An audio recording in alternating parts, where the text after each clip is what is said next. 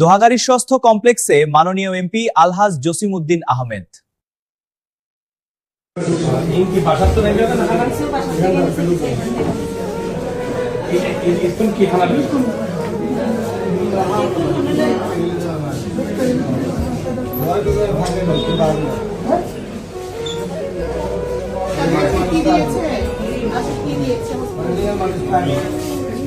সমস্যা কি?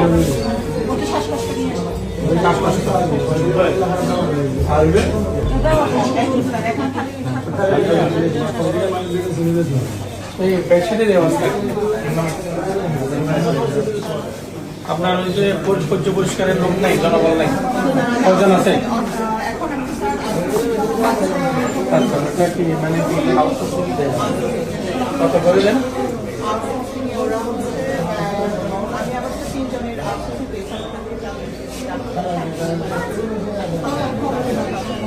মাসে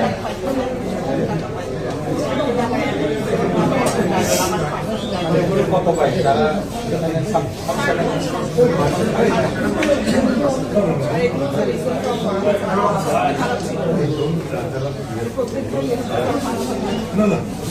অবস্থা তো খুব খারাপ না, প্রত্যেকটা এগুলো অ্যাভেলেবেল গভর্নমেন্টের কাছে। না নাই, এখানে নাই, স্টকে নেই।